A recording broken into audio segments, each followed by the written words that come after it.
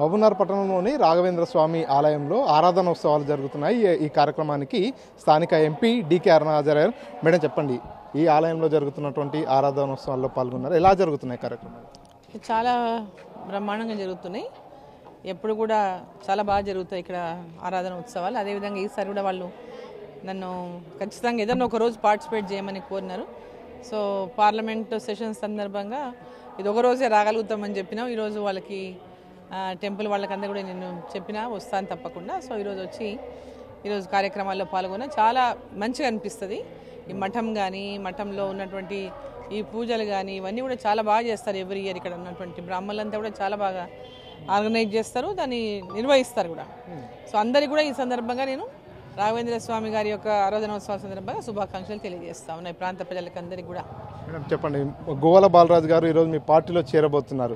గోల బాలరాజు చేరిక సందర్భంలో మరికొంతమంది మహబూబ్నగర్ జిల్లాకు సంబంధించినటువంటి మాజీ ఎమ్మెల్యేలంతా కూడా బీజేపీ పార్టీ వైపు చూస్తున్నారు, ఆ పార్టీలోకి చేరబోతున్నారు అనేటటువంటి వార్తలు ప్రచారంలో ఉన్నాయి. ఈ వార్తల్లో వాస్తవం ఎంత మేడం? రాజకీయాల్లో ఉన్నటువంటి వాళ్ళు, రాజకీయాల్లో ఉండాలనుకునేటటువంటి వాళ్ళు, సో ఎక్కడ మనకు భవిష్యత్తు ఉంది, ఎక్కడైతే మనం మంచిగా సర్వీస్ ఇవ్వగలుగుతామనేటటువంటి రెండు ఆలోచిస్తారు ముఖ్యంగా. సో ఇప్పుడు ఉన్నటువంటి రాజకీయ పరిస్థితులు మనం చూస్తున్నాం. టీఆర్ఎస్ పార్టీలో ఈరోజు ఉన్నటువంటి రాజకీయ అవినీతి కూపంలో మొత్తం కూరుకుపోయి ఉన్నది. అవినీతి ఆరోపణ ఎదుర్కోవడమే కాదు, అవన్నీ చాలా నిరూపణ కూడా అవుతున్నాయి. వాళ్ళు చేసినట్టు అవినీతి కార్యక్రమాలు నిరూపణ కూడా జరుగుతూ ఉన్నాయి. సో దీని సందర్భంగా భవిష్యత్తులో బీఆర్ఎస్ పార్టీ అనేటటువంటిది ఒక ప్రశ్నార్థకంగా మారింది తెలంగాణ రాష్ట్రంలో. ఈ సందర్భంగా రాజకీయంగా అనేక సంవత్సరాలుగా రాజకీయాలు ఉన్నటువంటి వాళ్ళు, రాజకీయాల్లో ఇంకా భవిష్యత్తులో సేవ చేయాలనేటటువంటి ఆలోచన ఉన్నటువంటి వాళ్ళు కానీ, తపన ఉన్నటువంటి వాళ్ళు కానీ భారతీయ జనతా పార్టీ వైపు చూస్తూ ఉన్నారు. జాతీయ పార్టీ ఈరోజు దేశం కోసం, దేశ అభివృద్ధి కోసం, దేశ ప్రజల కోసం అహర్నిశలు కృషి చేస్తున్నటువంటి నరేంద్ర మోదీ గారి యొక్క నాయకత్వంలో భారతీయ జనతా పార్టీలోకి రావాలనేటటువంటి ఆలోచన చాలామందిలో ఉంది. సో నాయకులందరూ కూడా ఈరోజు తెలంగాణ రాష్ట్రంలో అభివృద్ధి అనేటటువంటిది ఏదైనా జరగాలి భవిష్యత్తులో అంటే రెండు పార్టీలను చూసిండ్రు. ఇప్పటికీ బీఆర్ఎస్ను 10 ఏళ్ళు చూసిండ్రు. ఇప్పుడున్న 6 హామీల పేరు మీద అనేక అబద్ధాలు చెప్పి అధికారంలోకి వచ్చినటువంటి కాంగ్రెస్ ప్రభుత్వాన్ని చూస్తూ ఉన్నారు. సో ఖచ్చితంగా ప్రజల లోపల మార్పు కావాలి, తెలంగాణలో భారతీయ జనతా పార్టీ రావాలనేటటువంటి ఆలోచన ఎక్కడికి వెళ్ళినా ప్రజల లోపల వ్యక్తమవుతా ఉంది. బాలరాజు చేరికతో అచ్చంపేటలో బీజేపీ బలోపేతంగా అవుతుంది అనుకోవచ్చా? ఎందుకంటే అదే కాన్స్టిట్యున్సీకి సంబంధించినటువంటి ఎంపీగా కంటెస్ట్ చేసిన మాజీ ఎంపీ రాములు కూడా మీ పార్టీలో ఉన్నాడు. గత కొంతకాలంగా కూడా రాములకు బాలరాజుకు మధ్య కొన్ని విభేదాలు ఉన్నట్టు కూడా చర్చ జరుగుతుంది. ఇప్పుడు బాలరాజు పార్టీలో చేరికను కూడా రాములు కొంత అభ్యంతరం వ్యక్తం చేస్తున్నట్టుగా తెలుస్తుంది. ఇందులో వాస్తవం ఎంత? సో అక్కడ రాములు గారు చాలా సంవత్సరాలు అంటే కొన్ని 4 టర్ములు ఎమ్మెల్యేగా పనిచేశారు, మంత్రిగా పనిచేశారు, పార్లమెంట్ మెంబర్గా పనిచేశారు. సో వారికి అచ్చంపేటలో మంచి పేరు కూడా ఉన్నది. రాములు గారు అంటేనే ఒక మంచి అంటే వివాద రైతుడు కాదు, ఎలాంటి కాంట్రవర్సీస్ లేకుండా అందరితో అభివృద్ధి కోసం పనిచేసిండు, అందరితో కలిసి మమేకమై ఉంటాడని ఒక మంచి పేరున్నటువంటి నాయకుడు రాములు గారు కూడా.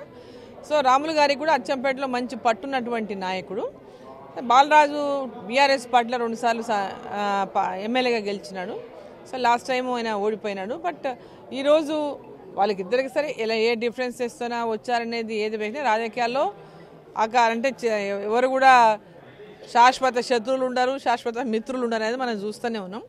సో ఇవన్నీ కూడా ఖచ్చితంగా పార్టీలో అందరూ కూడా కలిసి పనిచేయాల్సి వస్తుంది. పార్టీలో ఈరోజు బాలరాజు భారతీయ జనతా పార్టీలో చేరుతుందనంటే పోయినసారి రాములు గారిని ఎలక్షన్ల టైంలో మేము సిట్టింగ్ ఎంపీగా వారి రాజీనామా చేసి పార్టీలో చేరిండ్రు. అదేవిధంగా జెడ్పీటీసీకి వాళ్ళ కొడుకు భరత్ రాజీనామా చేసి పార్టీలో చేరిండు. సో తప్పకుండా వాళ్ళకి ఉండే గౌరవం ఖచ్చితంగా వారికి ఉంటుంది. కొత్తగా వచ్చినటువంటి వాళ్ళకు కూడా ఎవరికి ఇచ్చే గౌరవం వాళ్ళకి ఇస్తారు. అందరూ కూడా కలిసి పనిచేసినటువంటి విధంగా ఉంటుంది. వచ్చినటువంటి బాలరాజు కూడా అందరితో కలిసి భారతీయ జనతా పార్టీని బలోపేతం చేయడానికి కృషి చేయాల్సినటువంటిది ఉంటుంది. జాతీయ పార్టీది, దీంట్లో అందరూ కూడా ఈ పార్టీ వైపు చూస్తున్నారు. ఇంకా వచ్చే వాళ్ళు చాలా మంది ఉంటారు.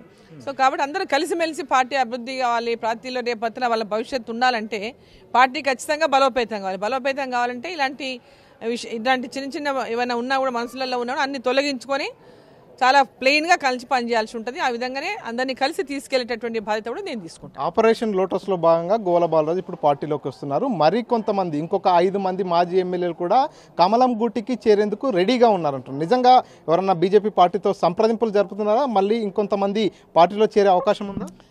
చాలామంది చేరేటటువంటి అవకాశం ఉంది.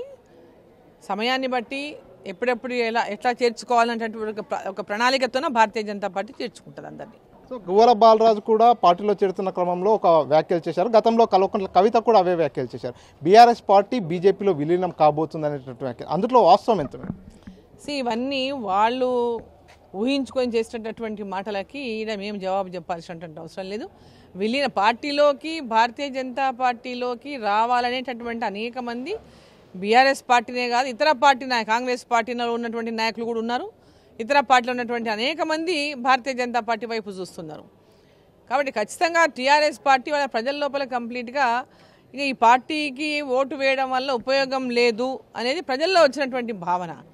దాంట్లో బీఆర్ఎస్ పార్టీ కాలేందంటే ఆటోమేటిక్గా దాన్ని వాళ్ళు విలీనం అయిపోయినట్టుగానే భావించి వస్తుందేమో భవిష్యత్తు. అందుకే చెప్తున్నానేమో ముందుగానే. ఓకే. సో ఇది పూర్తిగా బీజేపీ పార్టీలో బీఆర్ఎస్ పార్టీకి సంబంధించినటువంటి చాలామంది నేతలంతా కూడా చేరేటటువంటి అవకాశం ఉంది. కాబట్టి ఒక్కొక్కరుగా ఇప్పుడు గోల బాలరాజు మరికొంతమంది కూడా రాబోయే రోజుల్లో బీజేపీ పార్టీలోకి రాబోతున్నారు. రాబోయే రోజుల్లో తెలంగాణలో బీజేపీ పార్టీనే అధికారంలోకి రాబోతుందంటూ ఎంపీ డీకే అరుణ స్పష్టం చేస్తున్నారు. అసలైన తొలి వెలుగు. ఫాలో వాట్సాప్ @తొలి వెలుగు official.